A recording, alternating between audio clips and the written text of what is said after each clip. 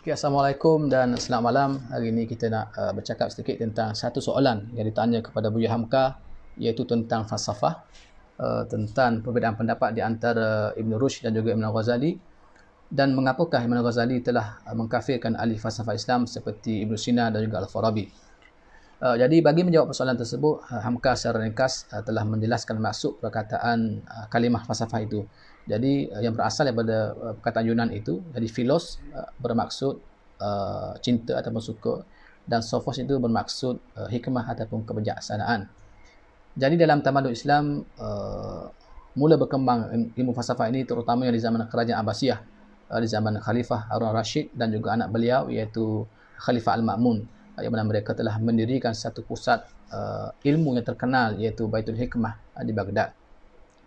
Maka sejak itu mulalah sarjana-sarjana Islam kita belajar atau mengenal tentang tamadun dan juga falsafah Yunan.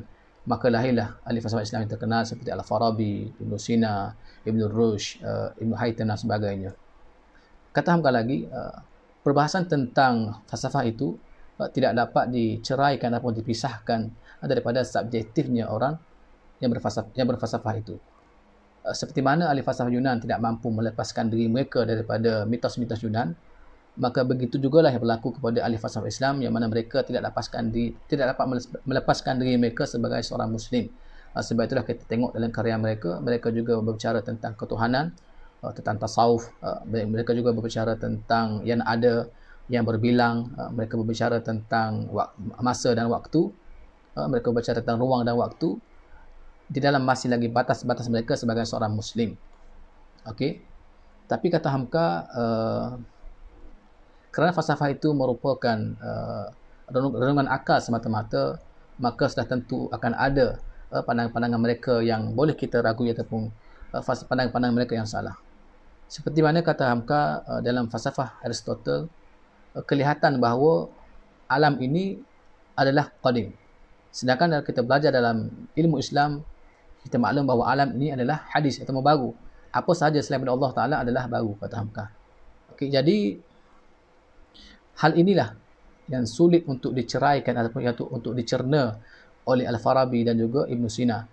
Yang mana setelah itu Imam Ghazali melihat kesimpulan yang dibuat oleh mereka telah melanggar batas-batas pokok dalam agama. Maka setelah itu Al-Ghazali telah menerbitkan atau menulis satu buku yang berjudul Tahaffuth al-Falasifah, yang bertujuan untuk membanteras atau untuk melawan ahli-ahli falsafah ini.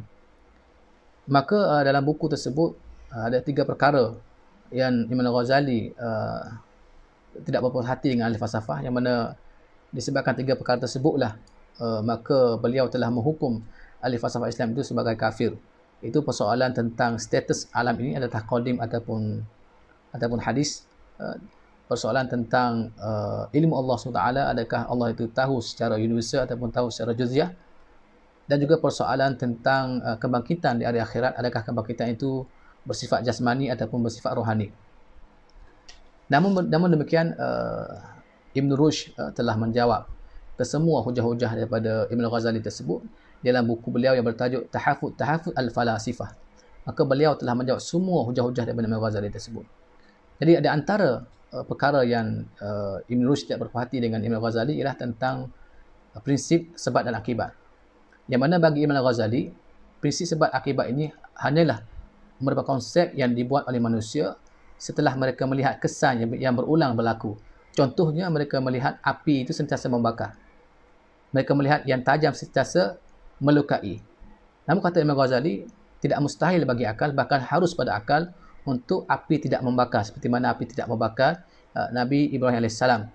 Seperti mana pisau tidak melukai Nabi Ismail. Namun Ibn Rushd menolak. Jika kita menerima perkara tersebut, maka seolah alam ini tidak ada aturan. Namun kata Hamka, Imam Ghazali sebenarnya cuba untuk memasukkan penjelasan tentang mukjizat di dalam perbahasan tersebut.